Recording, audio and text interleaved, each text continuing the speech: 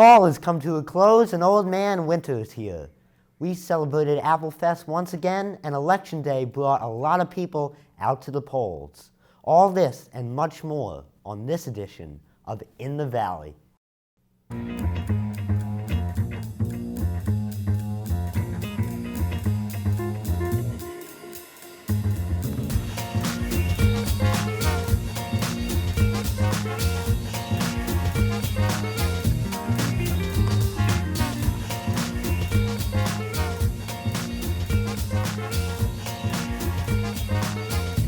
Hello and welcome back to In the Valley, the show that takes you inside the Warwick Valley and into the community. I'm your host, Jonah Bowen. While everyone flocks to the theaters to see the latest superhero movie, we sometimes forget the real heroes in our own neighborhood. However, in Warwick, we give those heroes the recognition they deserve. Emergency happens, we rely on certain people to answer the call for help. These people sacrifice a lot in order to aid their community, so it's important to show them the kindness they deserve. It was about having our heroes, our first responders, come and have lunch with our students and talk to them about what it is to be an everyday hero, to show kindness to their fellow classmates, and that was amazing. The kids really enjoyed it. Communicate back and forth. A major goal for first responders is to form a bond with the youth, as these kids will one day be the leaders of our community. As a kid, we all love seeing the fire trucks, getting in the truck, and then that will start a spark in their mind to eventually, be a professional firefighter or even a volunteer. Hello.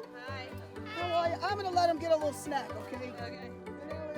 In order to form this bond, first responders from all over met with kids at Sanfordville Elementary School at their Touch a Truck event. Different types of emergency vehicles were opened for everyone to explore. There was even a helicopter. I had talked to a number of friends who had experienced bullying, their kids had experienced bullying, and I actually thought it was the exception, not the rule. But then I learned that there was actually a real need for kindness to be communicated, and so that was the real drive behind this particular event. And then on top of that, my husband's a sergeant with NYPD, and I think that it's important that we lift our first responders up. So the next time kids hear those sirens and see the truck, they know the real heroes are the people inside, ready to respond to whoever needs help. For In the Valley, I'm Jeffrey Koff. We should always remember who the real-life heroes are and give them the thanks they deserve. So from all of us in the Valley, we'd like to say thank you. Every year, Americans get a special day to exercise one of their most important rights. Recently, David Abb went out to see what people had to say about this important responsibility. Voting is one of the most fundamental privileges since the beginning of our country. However, it's also a huge responsibility not to be taken lightly. While the way we cast our vote has changed over time, the idea behind it has remained the same. Recently, voting machines were brought into the Warwick Central School District office at the middle school for citizens to exercise this important right. To learn more about this civic duty, I went out into the area to ask citizens what they thought about voting. I think it's important for all eligible voters to have a say as to how they're governed. So we have people who represent our interests. Why is it important? Well, to try to have people in office that have a similar point of view that you have. It's your right as a citizen to vote. Everybody should vote. Otherwise, don't bitch about the election. If you don't vote, you're not too bright. That's the way you find out what's going to happen in this country, by voting. If you don't vote, you don't know what's going to happen. Well, I'm a veteran, and I'm aware of the sacrifices people have made before me, and I think it's my responsibility as a citizen to vote. Despite differing political views, every citizen I talked with believes that voting is an extremely important and necessary responsibility. To them, it gives them a sense of pride that they helped build a government to benefit them, as well as the satisfaction that their voice will be heard in it. From In the Valley, I'm David Abb. Even though these midterm elections are over, you can still vote at later elections to exercise your constitutional right. One day a year, Warwick is home to one of the biggest events in the Hudson Valley. With all the people in attendance, they're going to need something to eat. So we checked out some of the food from Applefest. Applefest is the one day of the year in which people from the town of Warwick congregate in the center of town. The village-wide festival consists of music, art, and most of all, food. There are many unique foods that you can't find anywhere else. This bacon stand has a particularly unique way of flavoring their bacon for Applefest. We specialize in apple with smoked bacon, and all our products are either wrapped, sprinkled, or topped with bacon. I don't really think that there's anyone out there that's like us. We're a combination of comfort food and barbecue. There is so much more to discover, including this stand's delightful burgers. Applefest is special because it's one time a year.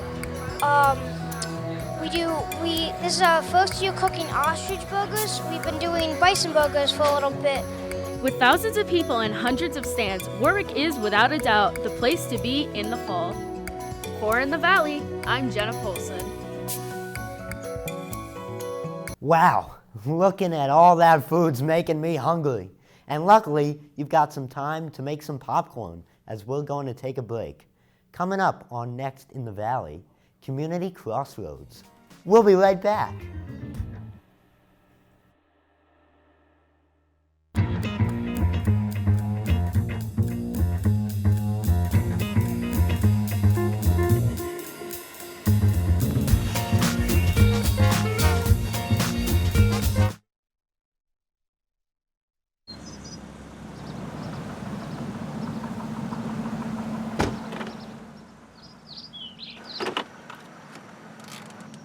Cam. Yeah. Are you wearing your seatbelt? No. Cam, you know that people not wearing a seatbelt are 30 times more likely to be ejected from the vehicle. Airbags are useless unless you're wearing your seatbelt. Okay, guys, I'll wear my seatbelt from now on.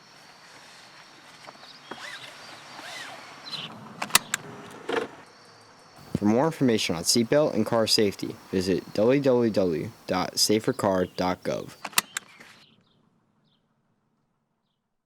Home fire drills give your family a plan of action. Show everyone 2 ways out of the house, pick a safe meeting spot, and get there in under 2 minutes. Then practice, so everyone knows exactly what to do. Go to ready.gov/fire drill and learn how to prepare your family. Welcome back to Community Crossroads. I'm your host, Dan Walker. Today on the show we have Ms. Margaret Tench with us. She's the director of the WRC Theater Company, located right here in Warwick, and we're very happy to have her on the show. Thank you, Margaret. Thank you. Okay.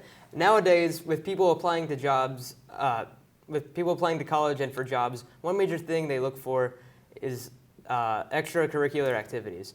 How do you feel about participating in an extracurricular activity, and how do they affect children? Well, I think that it's really part of the process of becoming human. You know, we have these kids that start off as a very young age when the parents start when they're 2 and 3 and they put them in soccer and then they put them in the next activity. And that's all part of the journey of seeing as a parent where your child's strengths are, where their child's interests lie. And it's also important for the child to, you know, we're so focused these days on teaching towards the test and being a part of that sort of mindful, straightforward path. But the true essence of being a human being and what people look for going to college is a full-rounded person. So these extracurricular activities, whether it's theater, dance, sports, are really important because they help a child, a teenager, become who they are. Because if we're not questioning who we are, we don't, you know, we get out into the world and we end up as lost. Kids will end up as lost. So I think that extracurricular activities are a huge part of creating solid citizens and students. Gotcha. Do you think there's any more benefits for children joining outside activities rather than inside activities? You mean within a school system or like indoor versus outdoor? Indoor versus outdoor. Oh, I think it's a good, well, here's the thing I feel about that. You know, today with so much social media and so much interaction between the computer and the phone, I think that there is a consciousness that has evolved because of social media, which is a consciousness that was not really a part of my generation, but I do know about it because of my children. And I think that that's an important thing to acknowledge. However, we are not, in that social media consciousness, we're not able to read a facial cue, an arm movement, a body posture. So I think that, yes, we have indoor activities where we can be on the computer and talking to people, or we can be inside a dance studio and doing that, but it's also important to translate all of that and go out into the world and be a part of the community and to be a part of a system of people that you don't know, so that you can learn social interaction and you can start to read social cues. I think that's a very important thing to do. And throughout the years, I'm sure you've worked with many kids. Yes. How is the growth that you've seen in them, and how has it kind of affected their lives? Well, you know, this is really interesting because I started this theater company, I think it was 7 years ago, and I actually have 12 kids that graduated my program this past summer, and 7 of them went off to college. So we just sent out boxes of encouragement to all the 7 kids that went off to college. So, I mean, some of them are going into the performing arts, and not all of them, but it has made them have such a sense of confidence of, you know, being able to walk up into a meeting at a college interview and shake a hand, make eye contact, know exactly who they are in the room. And that's been a very exciting thing for me because I have kids that have gone off to school. One's studying marine biology, one's going to be a dietitian, one's going to be a speech therapist. I have one that's going for business and one that's going to be an electrical engineer. And I mean, so they're all going into these very non-performing arts experiences, but they've taken away all of that knowledge of working within a community of kids that they don't know to tell a single story. So I think that translates very well out into the world when you go into a job interview. You don't know that person, but you're going to shake that person's hand and you're going to get to know them in that moment and have a dialogue with them. So yes, I have seen really magical, wonderful things happen because of the theater company. And so would you have your own kids, or would you highly suggest other people's children to join these extracurricular activities? Yes, I do. I have 2 children, 2 boys, and they are completely different. I have one that is very heavily involved in social media, and I have one that can make a friend in a paper bag. So they're very different. And it's a challenge to sort of redirect the one that is so introverted, and it's a challenge to sort of, you know, follow the other one that is so extroverted because he has so many interests. But I would highly recommend to any parent that's out there, any teacher, any foster parent, any you know, leader, guidance counselor, to encourage that child, that teenager, to, you know, take the risk, and the net will appear. If you take that risk, it'll appear. And it's important that it just gives them a sense of confidence. And it's all good to know where you're headed, because you'll sort of process through all of these extracurricular activities. Do I like this? Do I not like that?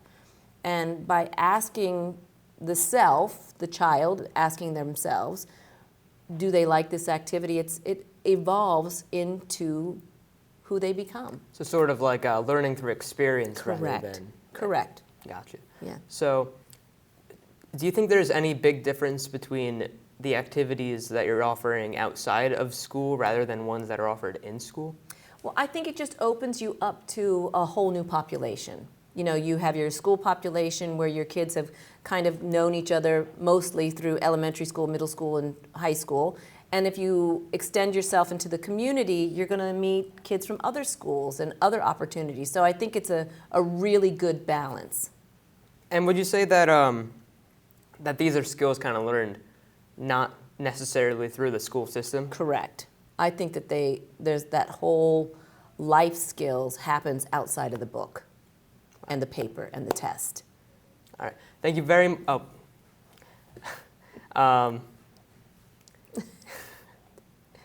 Sorry, I wasn't. That's okay. All right, thank you very much for joining us today on Community Crossroads. Special thanks to our guest, Margaret Tench, and for Community Crossroads, I'm your host, Dan Walker. Be sure to stay tuned for more in the Valley coming up shortly.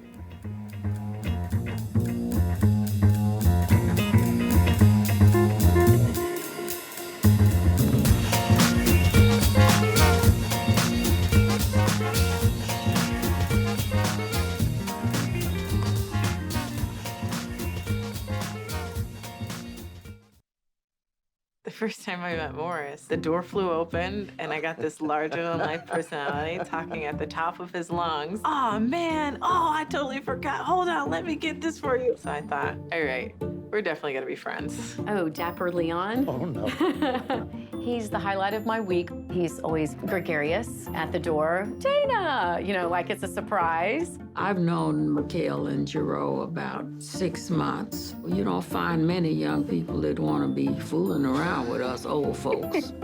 I come to the door, drop the food in the fridge, and the coffee is on. The things that can get you down, he's always like, well, that's how it goes. He gave me some marriage advice right when I got engaged. I shouldn't have said that. She came in and she said, nobody else knows this but you. We're gonna have a baby. And I thought, oh my gosh. Despite his vision not being so good, he sees who I am. He helps put me back in perspective. And then I just feel better. I said, you guys have no idea how I really truly feel about you. Doing Meals on Wheels for me is the joy that I look for at the end of my week. I don't feel like I'm volunteering when I'm with Leon. Drop off a warm meal and get more than you expect. Volunteer at americaletsdolunch.org. America! America! America! Let's do lunch!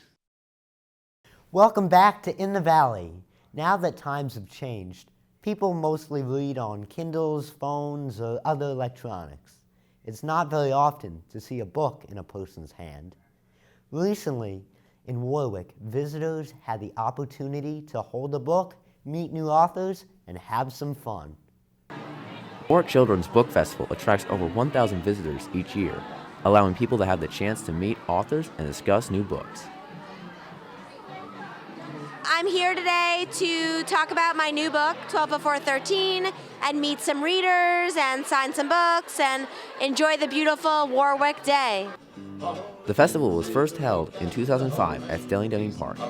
Since then, authors and readers have been coming together to read new books and have some fun.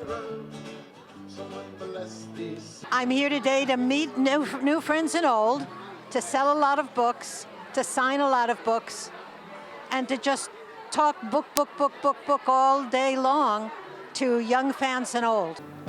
People of all ages can learn to love reading a good book, but for some readers, every book is a win. My favorite book is all of them. Even though the books are entertaining, many of them are very educational as well. From seeing new children's books to then meeting their authors, the Warwick Valley Children's Book Festival is the place to go. From In the Valley, I'm David Abb. As you can see, even though most people read on electronics, some still like to purchase actual books. Recently, Carissa Crozier went out to the Warwick Humane Society to shed some light on the older dogs looking for a home. With so many homeless animals all over the country, one group is doing their part to find welcoming homes for these desperate dogs. The Warwick Valley Humane Society is motivated to conquer their mission. Our mission is to rescue animals from terrible situations, alleviate their pain and suffering, make sure that they get the proper treatment, the proper care, proper food, veterinary care, and keep them safe, comfortable, and well cared for until they get adopted, which can often be 5 or 6 years. And Greco was one of the many animals rescued from distress. He's a very sweet dog. He'll cuddle on your lap. He has quite the backstory. We have a program called Safe Homes where if anyone has domestic violence in their homes and they go to escape that life, we will take care of their pets for them until they get back on their feet. Unfortunately, Greco's owner never came back from him, and he was in a home that had domestic violence. There was kids in the home, there was a mother and father, and while he's an amazing dog, he takes a little bit to warm up because he has to know he can trust you. Surprisingly, the senior dogs are adopted more frequently than expected with their Seniors for Seniors program. We're always particularly delighted when an older dog gets adopted because they actually make fabulous companions, not only for seniors, but for anyone who's looking for, doesn't want the high energy level companion. We have a Senior for Seniors program. If you're over the age of 60 and you adopt a senior pet, over the age of 9 or 10, we waive all the fees. Senior dogs are great for those looking for a less energetic companion and more of a pet that will sit on the couch with you. For Warwick Valley Television, this is Carissa Crozier reporting. There's no better option than adoption. A shelter pet is waiting to meet you. That'll do it for this edition of In the Valley. If you like the show, check out what else we have on the Warwick Valley TV YouTube page and on Instagram at WV Television. From In the Valley, I'm Jonah Bowen, and we'll catch you next time.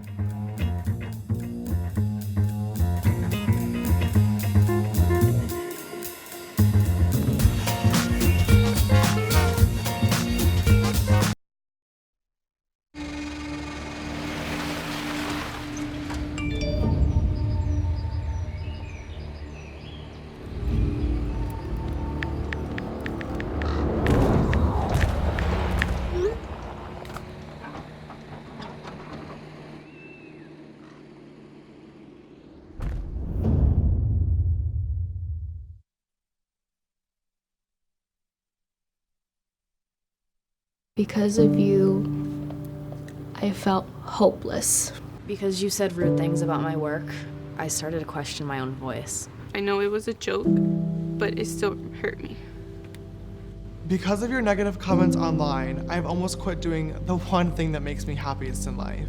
Because you shared something about me that was private, I felt embarrassed. Because you said hi to me on the first day of school, I felt included and I knew that I was going to be okay. Because of you sharing your story with me, I feel comfortable sharing my own. Because you were there when I was coming out, you helped me regain my confidence. I'm still here today because of you.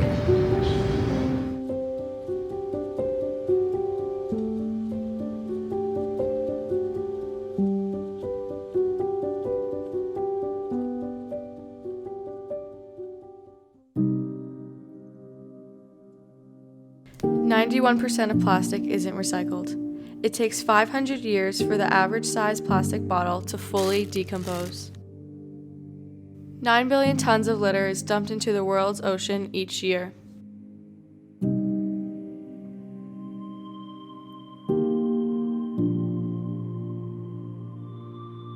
Change starts with you. Pick up after yourself.